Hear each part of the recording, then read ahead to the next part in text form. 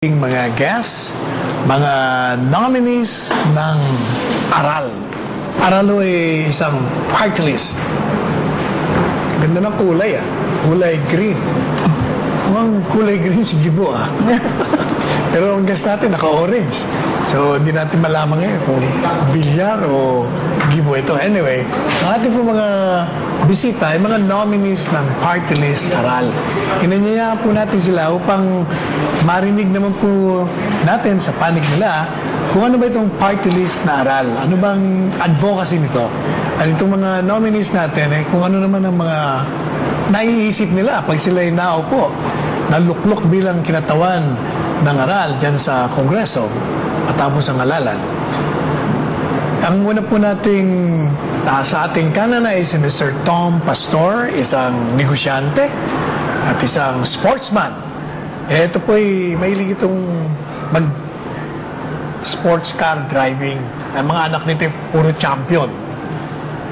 At ito naman pong nasa kaliwa natin ay si Miss Maricor Malitaw, isang PhD sa PWU at graduate ng Universidad ng Pilipinas, ang kanyang basic course at ang kanyang Master in Business Ad. At magandang gabi po sa inyong dalawa, Tom and Miss Maricor. Magandang gabi po, Attorney. Sino bang magpapaliwanag sa ating mga televiewers kung ano itong Aral? Well, Maricor is more knowledgeable about education, training, and I'm in the entrepreneurship side.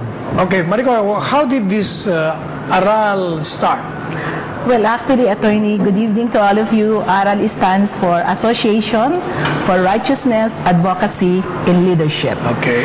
And our main purpose of putting this up is to alleviate poverty and illiteracy through education, training opportunities, employment, and entrepreneurship.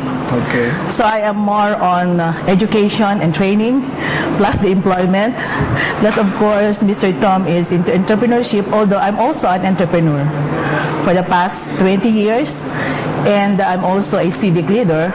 So nakikita ko po yung kahalagahan ng edukasyon para itaas ang antas ng ating pamumuhay, antas ng pagkatao natin, at tayo po ay nakafocus sa mga out-of-school youth. Kung saan nakikita po natin na marami ang hindi nakapagtapos ng elementarya at sekundarya sa maraming kadahilanan. At sa ngayon po, ito po yung ating tinututukan sa yung sinasabi nga po na church-based, school-based, NGO, and barangay-based. So tinutulungan po natin ang mga sektor na ito upang sa ganon ay makatapos ng pag-aaral yung ating mga kababayan. Now we are aware that yung party list ay sa mga marginalized sector. Opo. So anong particular marginalized grouping itong kinakatawanan ng Aral? Ito pong out-of-school youth. Mga out-of-school youth? Opo. At marami siguro yan? Opo. Meron ba kayong research kung gaano karami ang out-of-school youth? 11% po ng out-of-school youth po natin. 11% of what? Of the total population. Ibig sabihin po 70 million? 70 to 80 million Filipinos out of school? 19 million people, so 11%, about 10 million. Opo, kasi ito po yung hindi nakapagtapos siya ng elementary kasi ang ating pong batayan at the age of 12. Dapat tapos na elementarya. Opo, and at the age of 16, tapos po ng high school. Okay. At ayon po sa ating mga research din na ginawa sa mga kumpanya kung saan marami ang hindi nila nako-consider for employment simply because hindi po sila nakatapos. At kahit po yung mga nag-a-apply for abroad, kahit po sila skilled, hindi rin po sila makakuha ng employment kasi wala po silang maipakita na diploma o proof na sila ay nakatapos ng high school. Opo. Kaya po yun ang dahilan bakit po marami tayong hindi nakakapagtrabaho sa ngayon. Tom Pastor, ano naman ang nasa isip mong mga proyekto bilang isang entrepreneur pag ikaw'y napasok sa Kongreso? Basically, ang program ko sana is really yung mga businesses ng marginalized. Ng government natin, magkaroon ng protection na bilhin ng mga produkto ng mga entrepreneurs ng Philippines. Kasi nangyayari, maraming backdoor trading. We import a lot of cheap items in China, Taiwan, and other neighboring Asian countries. Sana magkaroon ng protectionism ng Philippine products. Kasi yung influx ng mga Chinese products, mukhang maraming sinirang negosyo ito. Exactly. Sa Pilipinas, dahil napakamura. Ba't nga pala murang-mura doon? Dahil ba sa manpower? Mass production, they have all the equipment, the industrialization. So tayo, more of manpower industries. So we have to cope up with the volume. But they have the additional freight and taxes, but actually, smuggling is very rampant. So, nangyayari, backdoor. There are how many party list organizations, would you know, right now? As far as I remember po, 187 187. yung nag-file ng petition sa COMELEC. 187. And more than po actually doon, and then 187, I think, were granted for accreditation. And I understand from what I read in the papers today, mukhang meron mga 20 yata or more na hindi bibilangin ng boto kasi may mga pending disqualification cases against this party list. Now, gaano ba kayo ka-prepare itong aral? Kasi kailangan kung makakuha ka ng ilang porsyentong kailangan makakuha mong boto bago yung nominee number 1 and number 2 may luklok. How prepared are you?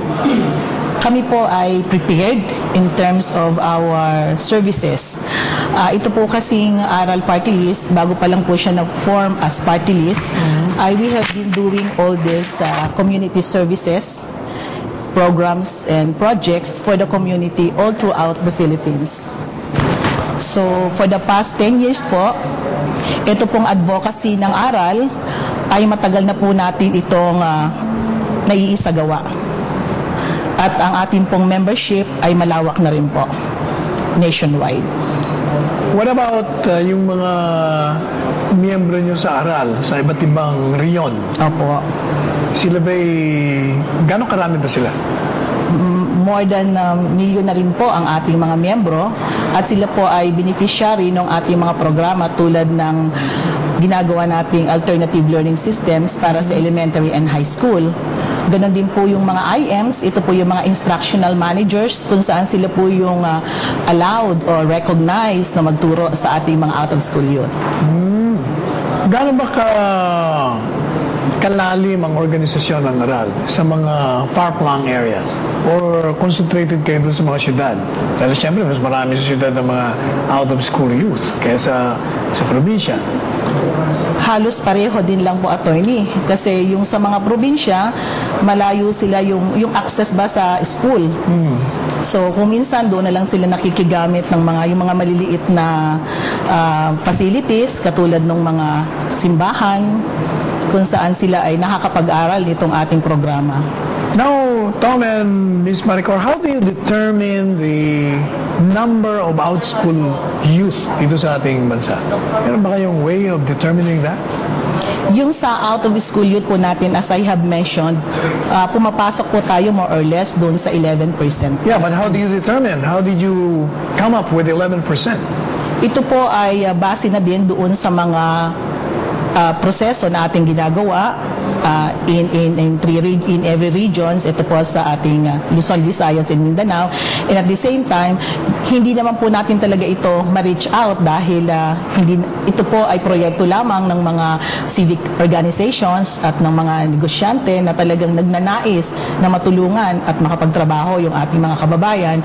So out of research na rin po, nakikita natin na ito yung mga kabataan na hindi nagkaroon ng pagkakataong makatapos ng pag-aaral. Okay, we will go back to our guests, Ms. Maricor Malitao and Tom Pastor, after a few reminders from IBC 30.